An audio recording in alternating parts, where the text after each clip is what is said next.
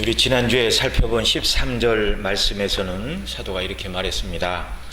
내가 여러분에게 나아가 그리스도의 복음의 말씀을 증거할 때 그 말을 사람의 말로 받지 않고 하나님의 말씀으로 받으매니 그래서 내가 하나님 앞에 감사한다. 이어서 오늘 14절 말씀은 정말 데살로니가 교회 성도들이 사도가 증거하는 복음의 말씀을 들을 때 하나님의 말씀으로 들었는데, 그런데 일부 어떤 사람들에게는 과연 하나님의 말씀이라면 저런 반대를 받겠는가라는 그런 의심을 살 만한 상황이 그들 가운데 벌어지고 있었음을 사도가 설명을 해주고 있습니다. 그래서 이런 복음을 반대하는 세력들이 있음에도 불구하고 여러분이 하나님의 말씀을 받을 때 사람의 말이 아니라 하나님의 말씀으로 받은 것을 인하여 하나님 앞에 감사합니다. 전적인 성령의 역사이기 때문에 그런 것이죠. 자, 데살로니가에 사역할 때 사도는 복음을 전하기도 어렵고 또 데살로니가 교회 성도들이 아무 의심 없이 복음을 받아들이기에도 어려운 형편에서 사도는 복음을 증거했고 그곳 데살로니가 교회 신자들은 말씀을 듣는 일이 일어났다는 것입니다. 그리고 그 말씀으로 거듭나는 놀라운 구원의 역사가 일어났다는 것이죠. 그래서 사도는 지금 이 말을 기록하고 이 성경을 통해서 여러분이 예수님 믿는 것은 사람의 능력이 아니라 전적인 하나님의 성령의 능력으로 된 것이요, 여러분이 받은 복음은 참 진리요, 그 복음의 효력은 영원하니 그 복음을 흔들기 위하여 일어나는 어떤 박해, 핍박, 환난, 고난, 그 어떤 것이 다시금 여러분들에게 찾아온다 할지라도 전혀 흔들리지 말고 복음의 말씀에 집중하고 그 말씀에 견고히 서기를 바랍니다. 그런 뜻을 담고 지금 이 서신을 기록해 나가고 있는 것입니다. 우리가 이 말씀을 생각해 보면서 오늘 우리로 하여금 하나님의 말씀, 곧 그리스도의 복음의 말씀을 들을 때 우리로 하여금 그 말씀을 온전히 믿지 못하게 하고 그 말씀에 집중 못하게 하고 그 말씀에 우리의 인생과 삶의 모든 것을 걸지 못하게 하는 그런 방해하는 요소는 무엇인가, 이런 것들을 우리가 한번 생각해 볼 필요가 있을 것입니다. 자, 오늘 14절 말씀 같이 한번 더 읽겠습니다. 시작. 형제들아, 너희가 그리스도 예수 안에서 유대에 있는 하나님의 교회들을 본받은 자 되었으니 저희가 유대인들에게 고난을 받음과 같이 너희도 너희 나라 사람들에게 동일한 것을 받았느니라. 아멘.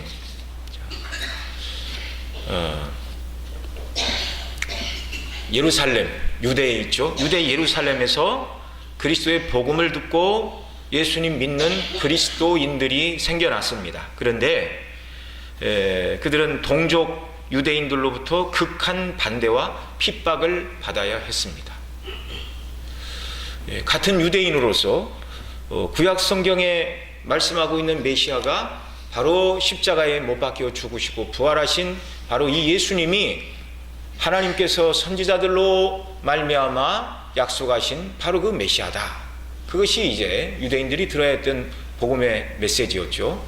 근데 이 복음을 듣고 거듭난 그리스도인들이 있었고, 일부는 우리가 생각할 때 구약에서 말씀하는 메시아는 그 십자가에 못 박혀 죽은 그 예수는 아니다, 이렇게 생각하는 사람들로 나뉘었다는 것이죠. 오늘날과 같이 종교의 자유를 주장하는 시대라면 당신들은 그렇게 믿으려면 믿어라, 나는 안 믿겠다, 또는 나는 믿지만 안 믿는 자들을 향하여 당신들이 믿고 구원 얻으십시오, 그래서 일절 종교 문제에는 상관하지 않겠다, 그런 시대가 아니었습니다. 오늘날 이 시대도 종교 문제는 상관하지 않겠다 그럼에도 불구하고 보이지 않는 복음에 대한 핍박이 일어났는데 당시에는 더 말할 필요가 없는 것이죠. 사도행전 4장부터 8장에 이르는 초대 예루살렘 교회의 핍박의 역사가 거기 성경에 기록이 되고 있습니다. 얼마나 박해가 크게 일어났는지 사도들은 여러 번 매를 맞고 옥에 갇히었고요, 결국은 스데반이 순교한 이후에 닥친 환난과 핍박으로 인해 8장 1절에 보면 이렇게 말합니다. 그날에 예루살렘에 큰 핍박이 나서 사도 외에는 다 유대와 사마리아 모든 땅으로 흩어지니라. 가만 내버려 두지 않았다는 것입니다. 옥에 가두고 잡아서 죽이고 결국 사도 베이는 유대와 사마리아 땅으로 흩어질 수밖에 없는 그런 엄청난 핍박이 예루살렘 교회에 닥친 것이죠. 그와 마찬가지로 데살로니가 교회 성도들이 예수님 믿고 그리스도인들이 되었을 때 데살로니가에 거하는 사람들에게 핍박을 당하였습니다. 우리가 읽은 바로 그 14절 말씀이죠. 너희는 너희 나라 사람들에게 동일한 것을 받았느니라, 이렇게 말하고 있습니다. 이방 지역 교회들도 예루살렘 교회가 당한 고난과 같은 동일한 고난을 당하면서 신앙생활을 해야만 했다는 것을 보여주는 것이죠. 여러분, 복음에 대한 반대는 어느 한 지역, 어느 특정한 세대에만 국한돼서 나타나는 것이 아니라 모든 시대, 모든 지역, 더 나아가 모든 인종을 초월하여 나타나는 현상이라는 것을 우리가 기본적으로 이해를 해야 됩니다. 왜 그렇습니까? 이 세상은 악한 자의 손에 처하여 있기 때문에 그렇습니다. 이것을 요한사도는 요한일서 5장 19절 이하에서 이렇게 말합니다. 또 아는 것은 우리는 하나님께 속하고, 여기 우리는 누구지요? 예수님 믿고 거듭난 성도들은 하나님께 속한 하나님의 백성들이라는 것입니다. 그런데 온 세상은 악한 자 안에 처한 것이며, 악한 자고 사단 마귀의 권세 아래 있는 것이 예수님 믿는 자들을 빼놓은 세상 모든 사람들의 영적인 주소라고 요한사도는 우리에게 가르쳐주고 있습니다. 이 세상은 악한 자고 사단 마귀의 권세 아래에 처하여 있습니다. 세상의 겉모습은 항상 변화하여 왔지만 이 세상의 본질은 항상 악한 자 사단의 권세 아래 처하여 악과 죄의 지배를 받아온 것이 인류의 역사입니다. 악한 자 사단이 항상 사람들을 충동질하여 복음에 적대적이고 믿는 자들을 핍박하는 것, 그게 인류 역사입니다. 그러나 성도는 복음으로 거듭나 하나님의 자녀가 되었습니다. 믿지 않는 자들은 믿는 자들을 볼 때 그래서 자기들과 다르다는 이유로 미워하고 핍박을 가하고 멸시하고 조롱하는 것입니다. 그들은 자신들이 이 사실을 알고 있는 것과 상관없이 그리스도 밖에 있는 모든 사람들은 다 하나님의 원수입니다. 사도 바울이 로마서 5장 10절에서 그렇게 말했죠. 우리가 하나님과 원수 되었을 때 예수님 밖에 있는 자들은 다 하나님과 원수 사이였습니다. 그런데 그리스도께서 하나님과 원수인 우리 외에 화목을 위하여 이 땅에 오시고 구속을 이루셨죠. 그래서 믿지 않는 자들, 곧 하나님의 원수인 자들은 예수님 믿는 저와 여러분은 하나님의 백성이니 하나님과 원수인 자들이 볼 때 믿는 자들은 자기 편이 아닙니다. 적군 편에 서 있는 자입니다. 그래서 믿지 않는 자들은 믿는 자들을 보면 한편으로 믿는 자들의 선한 행실 때문에 할 말은 없지만 그래도 속에서는 미움과 시기와 질투와 분노가 일어나고, 그런 심령에 성령께서 권고하실 때 이제 믿는 자들을 보고 하나님의 살아계심을 깨닫고 이제 주님 품으로 돌아오게 되는 것이죠.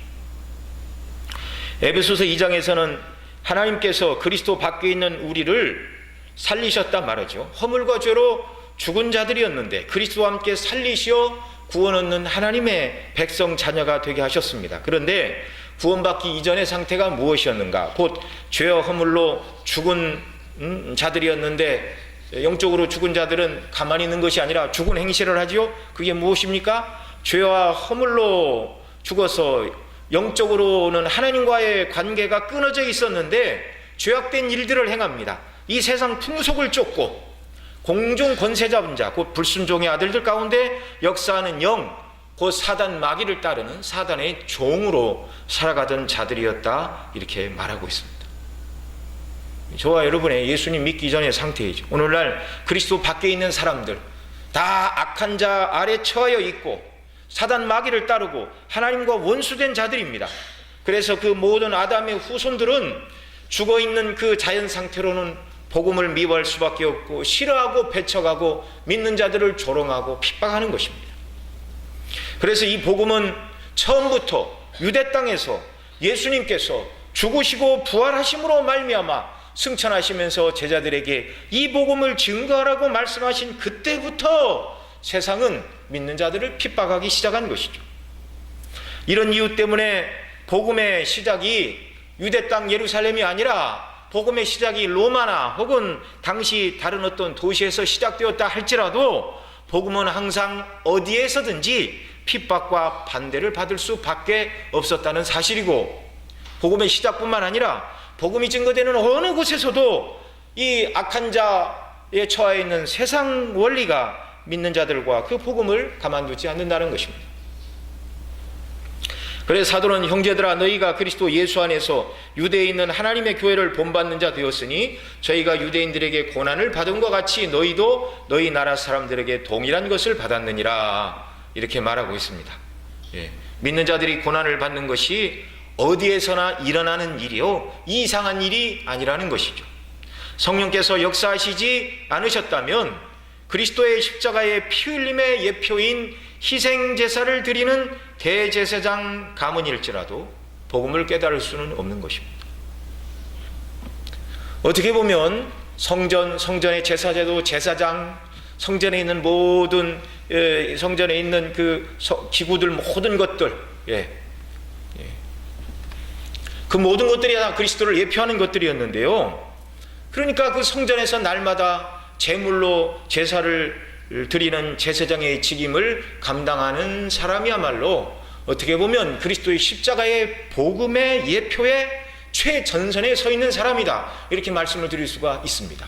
그럼에도 불구하고 정말 예수님 시대에 전직 대제사장 가야바, 전직 대제사장 안나스, 현직 대제사장 안나스의 사이 가야바, 두 명의 대제사장이 있었지만 그들은 예수님을 십자가에 못 박는 일에 가장 앞장선 그리스도의 대적자들이요 복음의 핍박자들이었습니다.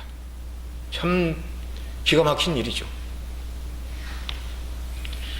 매일같이 성전에 아침 저녁으로 상번제 제사를 드렸습니다. 자신들이 드리는 희생 제사의 의미가 그리스도께서 십자가에서 흘리실 보혈이라는 것을 깨닫지 못하면 성전에서 날마다 제물을 잡아서 드리는 짐승의 피를 흘리는 그 사건은 무고한 사륙을 행할 뿐이었습니다. 성전에서 피 흘리며 죽어간 수많은 그 짐승들의 피가 무엇 때문에 의미가 있는 것인가요? 우리의 죄를 위하여 죄 없으신 주님이 대속의 죽음으로 우리를 구원하실 것을 예표하는 한도 내에서만 그것이 의미가 있는 것이죠. 대제사장으로 섬겼지만 예수님의 진정한 유월절 어린 양이 되신다는 것을 깨닫지 못했다면 아예 처음부터 복음을 듣지 못한 사람보다 더 불행한 사람이 되는 것이죠. 여러분, 유대인이라고 해서 혈통적으로 대단한 가문, 제사장 가문이라고 해서 자동적으로 예수님을 믿고 구원 얻고 하나님의 백성이 되는 것은 아니라는 사실을 명백히 보여주는 것이죠. 구약시대 제사장 중에서도 성경에 보면 불량한 자들이 있었습니다. 바로 엘리의 두 아들 홈니와 비느하스였는데요. 하나님 앞에 제사를 드리고 나서 이제 제사를 드린 사람의 몫이 있고 제사장의 몫이 있는데, 이들은 향기로운 기름을 여호와께 태워 드리기도 전에, 레위기에 보면 모든 기름은 다 태워서 하나님 앞에 드려야 됩니다. 기름이 이렇게 불을 만나서 기름이 지글지글 타는 냄새가 향기로운 제사다, 그렇게 표현을 하는데, 물론 하나님께서 우리처럼 코가 있어서 후각이 있어서 그 냄새를 맡으신다 그런 면은 아니고요. 가장 좋은 것은 하나님께 드린다, 이제 그런 의미의 제사입니다. 그런데 이 불량한 홈리와 비느하스는 사람을 시켜서 기름을 태워드리기 전에도 익은 고기가 아니라 생고기를 가져다가 유대인들은 오늘날 우리식으로 하면 생고기를 불에 구워 먹는 그런 식사를 하지 않았습니다. 하나님께만 기름을 태워드렸는데 하나님이 받으셔야 될 영광을 사람이 취하는 그런 못된 행실을 했죠. 성경은 그들에 대하여 말합니다. 여호와의 제사를 멸시함이라. 그들은 불량자라 여호와를 알지 아니하더라. 혈통적인 유대인, 혈통적인 제사장 가문이라고 해서 모두가 구원을 얻는 것은 아니라는 것 명백히 보여주죠. 여러분, 누가 복음을 핍박합니까? 악한 자, 사단 마귀에 처해 있는 세상 모두가 그리스도의 복음에 대하여 핍박을 하는 것이고요. 복음에 더 가까이 있지만 복음이 무엇인지 깨닫지 못했던 유대인들이 초대교회 예루살렘에서 또 예루살렘 밖에서도 이 복음의 핍박자들로 정말 등장을 했다는 사실을 우리가 사도행전을 통하여 확인할 수 있습니다. 그래서 우리가 읽은 24절에 너희도 너희 나라 사람들에게 동일한 것을 받았느니라는 이 말씀에서 너희 나라 사람들이라는 말이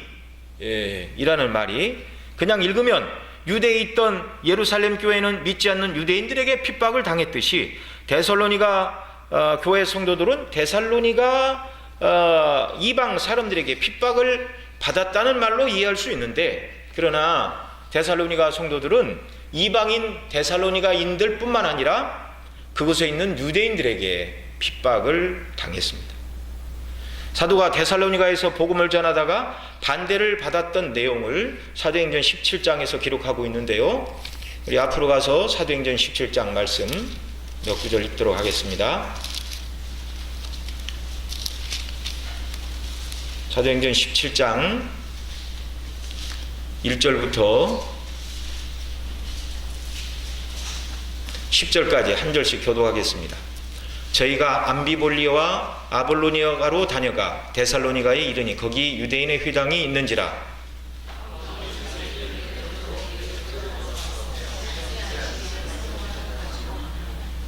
뜻을 풀어 그리스도가 해를 받고 죽은 자 가운데서 다시 살아야 할 것을 증명하고 이르되 내가 너희에게 전하는 이 예수가 곧 그리스도라 하니,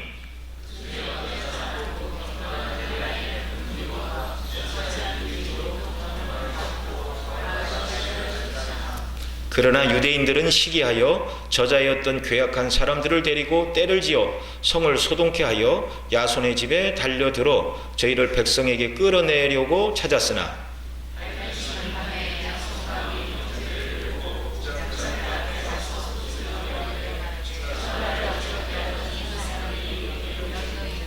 야손이 드렸도다. 이 사람들이 다 가이사의 명을 거역하여 말하되 다른 임금 곧 예수라 하는 이가 있다 하더이다 하니, 야손과 그 나머지 사람들에게 보를 받고 놓으니라. 밤에 형제들이 곧 바울과 실라를 베레아로 보내니 저희가 이르러 유대인의 회당에 들어가니라. 아멘. 여기 우리가 읽은 것처럼 사도 바울이 데살로니가에 이르러 회당에 먼저 가서 새 안식일 동안 복음을 전했죠. 그 복음 구약을 풀어, 뜻을 풀어 그리스도가 해를 받고 죽은 자 가운데서 다시 살아나야 될 것, 그리스도의 죽으심과 부활을 증거하고 그분이 하나님의 아들이 우리의 구주라는 것을 증거하였습니다. 일부 유대인들은 믿고 구원을 받았지만 대다수 유대인들은 5절의 말처럼 유대인들은 시기하여 저자였던 괴악한 사람들을 데리고 때를 지어 성을 소동케 하여 야손의 집에 달려들어 저희를 백성에게 끌어내려고 찾았으나, 이렇게 말하고 있습니다. 이 데살로니가에서의 복음의 핍박은 이방 민족이 아니라 바로 그리스도의 복음을 거절한 유대인들로부터 시작이 되었습니다. 유대인들이 주동자가 되어 저자의 괴악한 사람들, 오늘날로 쉽게 바꾸면 시장에 있는 불량한 사람들을 돈으로 사서 폭동을 일으켰다는 것이죠. 이 폭동의 규모가 대단했습니다. 그리고 야손을 찾지 못하니 읍장들에게 끌고 가서 천하를 엎드렸게 하는 사람이 이르렀고, 가이사 말고 다른 임금 예수가 있다 하더이다. 이 정치적인 모함 사건으로 고발을 하고 결국 이 사람들이 10절에 있는 것처럼 밤에 형제들이 바울과 실라를 베레아로 보내지 않을 수밖에 없는 이런 엄청난 핍박이 일어났고, 그 핍박 이후에도 계속되는 반대와 박해를 이 데살로니가 교회가 직면했다라는 것을 우리가 알 수 있습니다. 자, 이런 이방인들의 이런 모습이 그 당시 데살로니가의 유대인이 아닌 사람들이 바울의 말에 귀를 기울이고 복음을 듣고 있을 때 어떻게 보면 동족 유대인들에게 사도 바울은 지지를 받는 것이 아니라 배척을 받고 있는 모습으로 그들 눈앞에 드러나고 있습니다. 사도가 전하는 복음의 내용, 곧 예수 그리스도께서 회당에서 구약 성경을 읽는 유대인들이 기대하는 바를 만족시키기 위해서 오신 메시아라면 적어도 유대인들의 환영과 지지를 받아야 될 것이고, 최소한 환영과 환대는 고소하고 동의 정도는 받아야 되지 않겠는가, 이런 생각이 이방인 머릿속을 스쳐 지나갈 수가 있는 것이죠. 그런데 흩어진 대다수의 유대인들, 회당에 앉아 사도가 성경을 풀어 그리스도를 증거하는 복음의 말씀을 들은 대다수의 유대인들의 반응은 그렇지 않았습니다.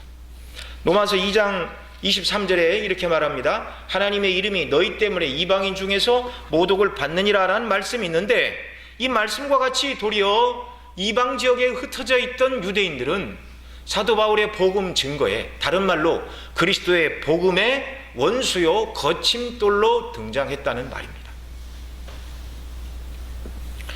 어떤 이방인들은 사도가 증거하는 복음의 말씀에 귀를 기울이다가도 자기하고 친한 어떤 유대인이 그토록 극렬하게 사도가 전하는 복음의 말씀을 반대한다면, 내가 아는 저 유대인 믿을만하고 참 괜찮은 사람인데 저 사람이 극렬하게 성경의 적용이 틀렸다고 말한다면 지금 말하고 있는 사도의 말이 진실일까? 그런 오해와 그런 염려와 그런 마음을 불러일으키지 않을 수가 없었다는 말이죠. 그러나 그럼에도 불구하고 사도가 전하는 복음을 드릴 때 13절에서 우리가 살펴본 것처럼 사람의 말이 아닌 하나님의 말씀으로 듣는 역사가 일어났습니다. 하나님의 성령님의 역사입니다. 그래서 사도는 이 일을 인하여 하나님 앞에 감사하지 않을 수가 없었고, 또 이 복음을 듣는 자들에게 복음은 어디서나 반대를 받는 것은 피할 수 없는 일이라는 것을 지금 이 편지를 기록하는 것을 통하여 가르쳐주고 있는 것이죠. 여러분이 복음에 대한 반대와 박해와 비난을 받는 이 일은 이상한 일이 아닙니다. 이상한 일이 아닙니다. 여러분이 유대인들과 그들과 합사한 여러분 동족들에게 핍박을 받는 일에 대해서 이상하게 생각하지 마십시오. 복음에 대한 핍박은 예루살렘에서부터 시작된 것으로 복음에 어떤 문제가 있거나 복음의 내용이 잘못되고 부족한 것이어서가 아니라, 복음을 핍박한 자들은 하나님의 구원을 알지 못하는 자들이요 하나님의 대적들이기 때문이라는 것을 말하면서 어떤 어려움에도 흔들리지 말 것을 당부하고 있는 것입니다.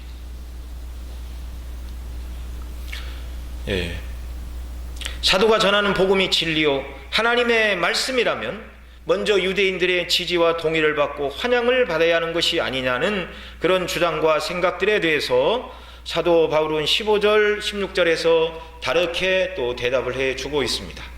우리 2장 15절 16절 말씀 같이 읽습니다. 유대인들은 주 예수와 선지자들을 죽이고 우리를 쫓아내고 하나님을 기쁘시게 아니하고 모든 사람에게 대적이 되어 우리가 이방인에게 말하여 구원 얻게 함을 저희가 금하여 자기 죄를 항상 채우매 노하심이 끝까지 저희에게 임하였느니라. 아멘. 자, 유대인들은 그곳 데살로니가에서만 복음의 핍박자요 반대자로 등장한 것이 아니라 복음의 주인 되시는 그리스도와 그 그리스도의 복음을 거절했을 뿐만 아니라 그리스도를 예언한 선지자들도 거절하였다.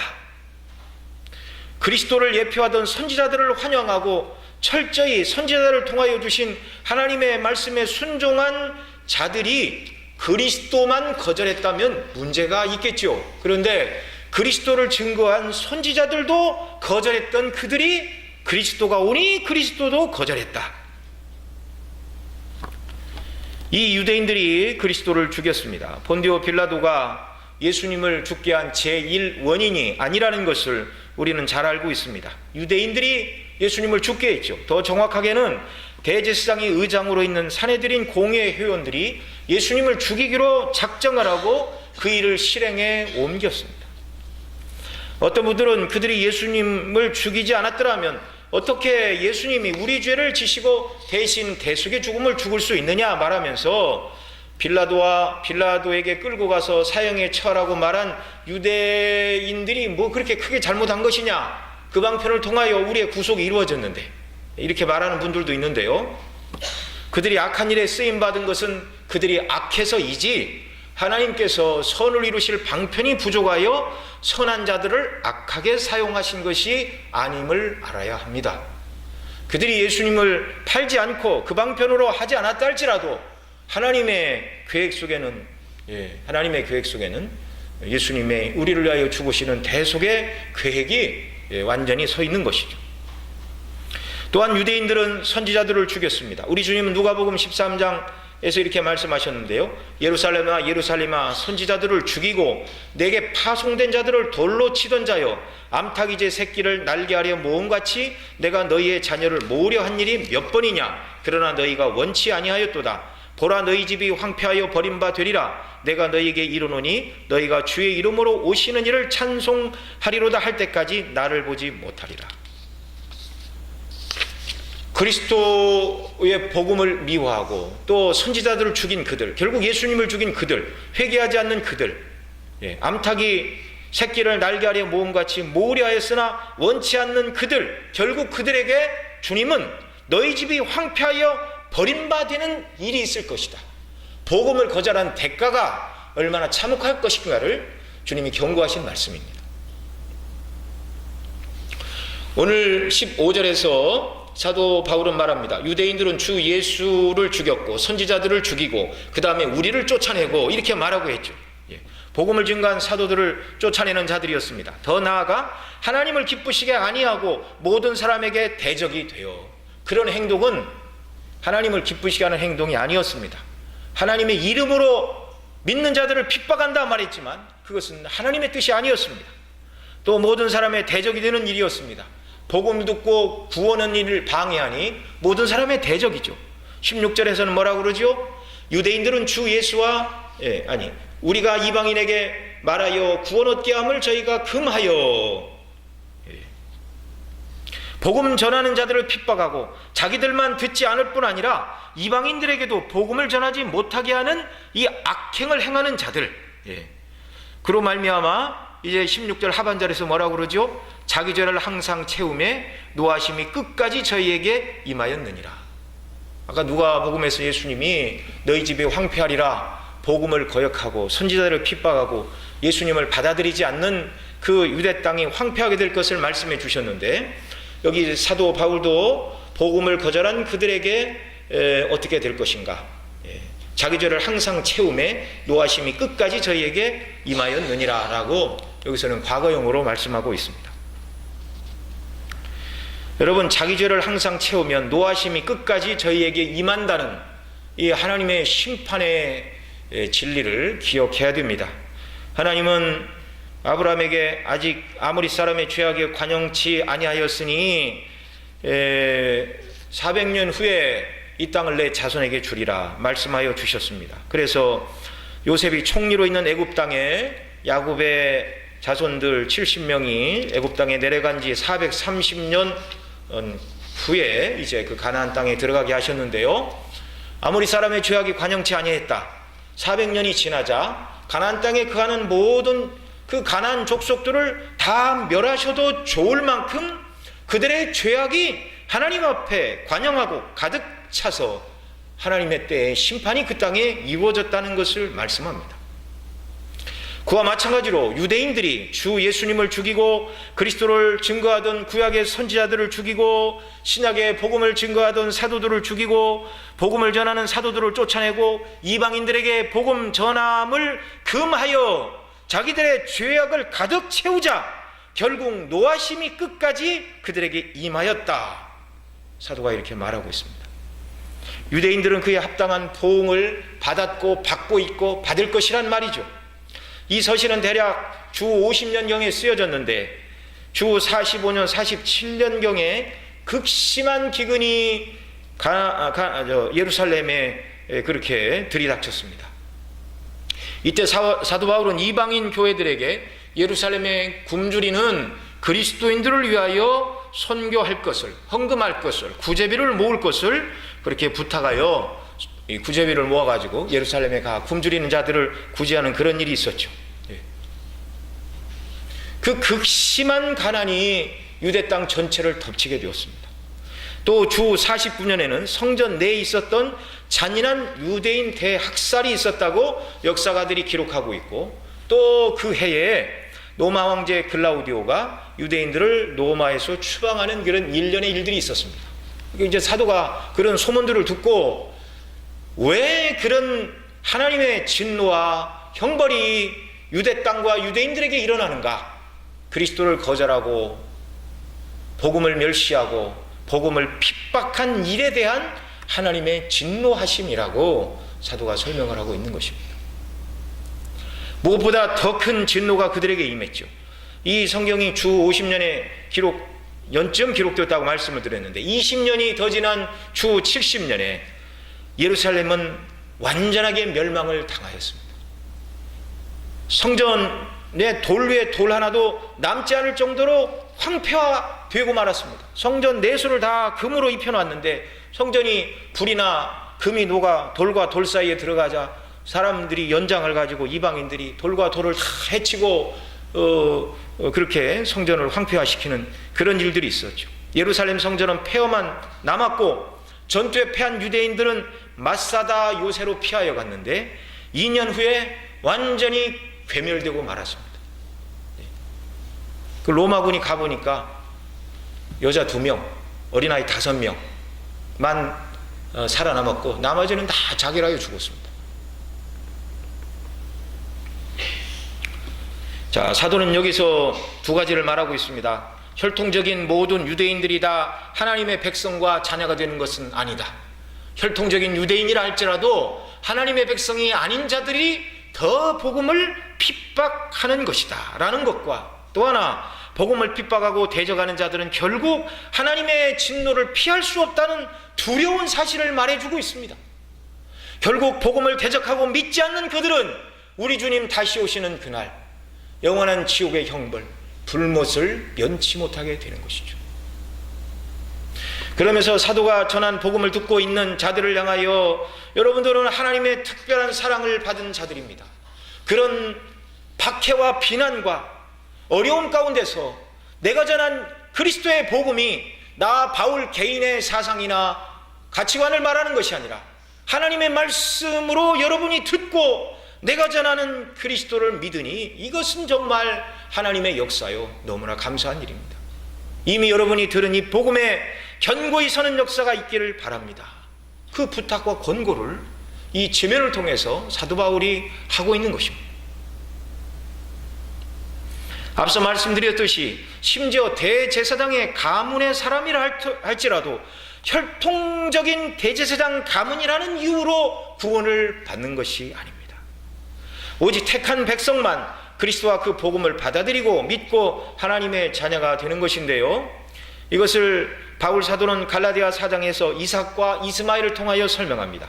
기록된 바 아브라함이 2 아들이 있으니 하나는 계집종에게, 하나는 자유하는 여자에게 낳았다 하였으니 계집종에게는 육체를 따라 낳았고 자유하는 여자에게는 약속으로 말미암았느니라. 형제들아, 너희는 이삭과 같이 약속의 자녀라. 그러나 그때 육체를 따라 난 자가 성령을 따라 난 자들을 핍박한 것 같이 이제도 그러하도다. 그러나 성경이 무엇을 말하느뇨? 계집종과 그 아들을 내어 쫓으라. 계집종의 아들이 자유하는 여자의 아들로 더불어 유업을 얻지 못하리라 하였느니라. 그런즉 형제들아, 우리는 계집종의 자녀가 아니요 자유하는 여자의 자녀니라. 이방인이라 할지라도 그리스도의 복음을 듣고 믿는 자들이 자유하는 여자의 자녀, 곧 아브라함과 이삭의 그 믿음의 계보를 잇는 믿음의 백성이라는 것을 말씀하고 있습니다. 같은 아브라함의 아들들이라도 육체를 따라 난 아들과 약속을 따라 난 아들로 구별되듯이 모든 유대인들이 다 복음을 받아들이는 것은 아니라는 것입니다. 로마서 9장에서는 이삭과 리브가 사이에서 쌍둥이 형제 에서와 야곱이 태어나기 전에 하나님께서 복중에서 큰 자가 작은 자를 섬기리라. 그들이 선악간에 어떤 일도 행하기 전에 하나님의 자유로운 선택 가운데 에서가 아닌 야곱을 택하셨다고 말씀해 주셨습니다. 유대인이라도 그리스도의 복음을 듣고 구원받을 긍휼의 그릇과 그렇지 않은 자들을 하나님께서 영원전에 택하셨다는 말이죠. 그러니 유대인이라고 다 복음의 은혜 아래 있는 것도 아니고 이방인이라고 해서 복음의 혜택에서 제외된 것도 아닙니다. 오직 유대인이든 이방인이든 하나님의 택한 백성들, 하나님께서 당신의 복음의 일꾼을 통하여 그리스도의 십자가의 복음을 증거하게 하실 때 그 복음을 아멘으로 받고 예수님을 자기의 생명의 구주로 고백하는 사람, 이 사람이 영원전에 선택을 받은 하나님의 백성이요 성령의 역사가 그의 심령 속에서 일어났다는 사실입니다. 바로 저와 여러분의 얘기죠. 이 복음은 바울 시대에 바울이 새롭게 무엇인가를 깨달아서 증거한 것이 아닙니다. 하나님께서 창세전에 이미 인간들이 범죄할 것을 내다보시고 그리스도 안에서 죄인 중에 일부를 구원하시기로 택하여 주셨고, 삼위 하나님께서 영원전에 이 삼위간에 도모를 하셨고 영원한 언약이 이 구원의 시초입니다.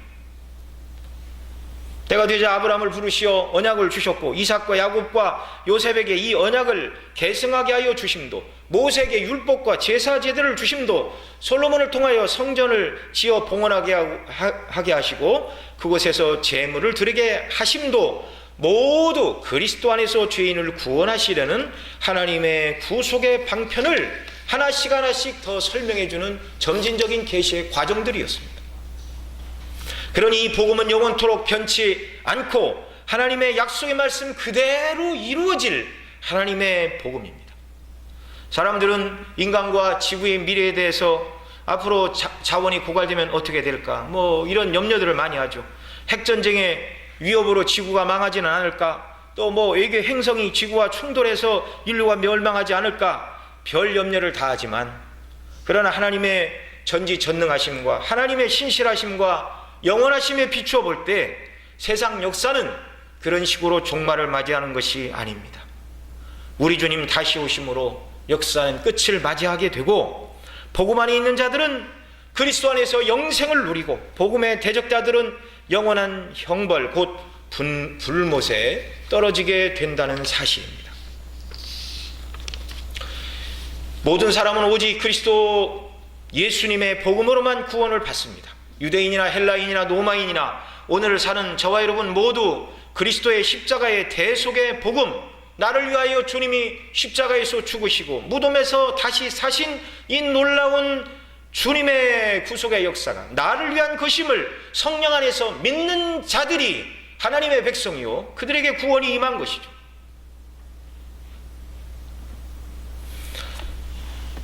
사도 바울이 이 복음을 증거할 때 이방인들로 하여금 예수님을 믿는 믿음에 서 있지 못하도록 방해하는 세력들, 악한 자, 사단의 권세 아래서 그렇게 춤을 추던 유대인들과 기타 많은 이방인들이 있었습니다. 오늘 우리는 무엇 때문에 예수님 믿는 일에 있어서 방해를 받고 있습니까? 중고등학교 학생들은 이제 중학교에 가면 이제 진화론을 배우면서 창조론과 혼동을 느끼는 그런 일이 있을 수 있죠. 예. 어른들은 예기치 않은 고난과 어려움들, 갑작스런 이해할 수 없는 고통스러운 일들, 이런 것들이 때로는 우리로 하여금 하나님이 왜 이와 같은 어려움을 주시는가, 하나님이 정말 살아계시면 나에게 이런 어려움을 주실 수가 있는가, 그건 다 자기 입장에서 그렇게 생각을 하는 것이죠. 사도 바울은 고린도후서 10장 4절 이하에서 이렇게 말합니다.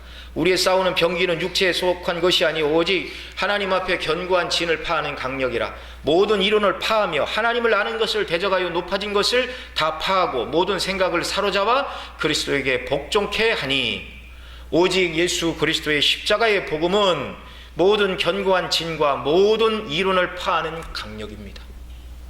그래서 우리는 날마다 하나님께서 우리에게 내어주신 그 존귀하신 아들이 누구신가, 날마다 십자가의 복음에 더 귀를 기울여야 되고요, 하나님의 아들 예수님은 우리의 죄값을 다 지불하시기 위하여 십자가에서 물과 피를 다 흘리시고 저와 여러분의 구원에 필요한 모든 값을 주님이 다 지불해 주셨습니다. 그 예수님 때문에, 그 예수님 믿음으로 죄인이 의롭다 하심을 받고 하나님의 자녀가 되어 영원한 천국의 백성이 되는 것이죠. 누가 뭐라 해도 어떤 유혹과 시험거리가 찾아와도 우리 주 예수 그리스도를 믿는 믿음에서 조금도 흔들리지 않는 저와 여러분이 되어야 하겠습니다. 정말 이 영원로운 구원, 하나님께서 그리스도 안에서 이루신 이 복되고 복된 구원, 이 복음이 무엇을 말씀하고 있는가를 생각한다면 어떤 어려움과 시련, 그 어떤 것도 능히 이겨내고 내가 하나님의 자녀가 되었다는 것, 천국의 후사가 되었다는 것, 나는 하나님의 백성이라는 것, 나는 세상 사람들과 구별된 주님의 자녀라는 것, 이 확신과 즐거움이 믿는 자들 심령을 주장하여 모든 것들을 이기고도 승리하게 하는 줄로 믿습니다. 여러분, 또한 우리는 이것을 생각해야 할 뿐만 아니라 또 우리가 복음 안에 거하는 자로서 또 우리의 어떤 연약과 허물이 다른 사람이 그리스도에게로 나가는데 나의 연약과 허물이 복음에 거치는 걸림돌이 되지 않을까, 또한 이것을 가지고도 고민하는 역사가 있기를 바랍니다. 물론 하나님은 전지전능하시고 또 능력 많으신 분이시기 때문에 저와 여러분의 허물 때문에 저와 여러분의 사람이 구원받지 못하는 일은 없지요.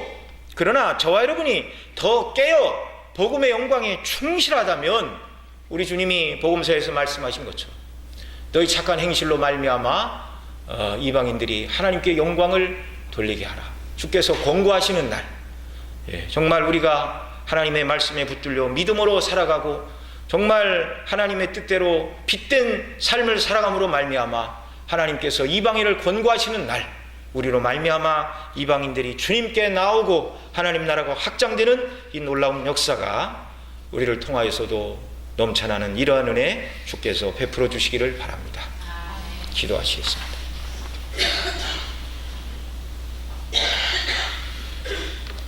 아버지 하나님,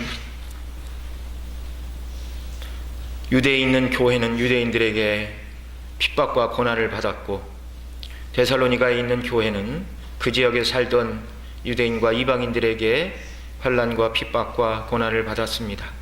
아버지 하나님, 오늘 우리는 이 영광스러운 복음 때문에 어떤 반대와 박해와 핍박과 고난을 받고 있습니까?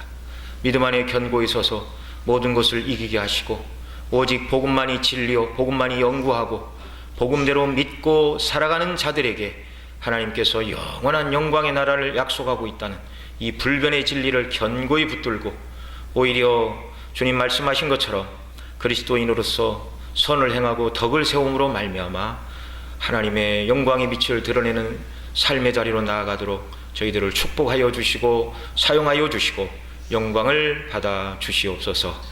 우리 구주 예수님의 이름으로 기도드리옵나이다. 아멘.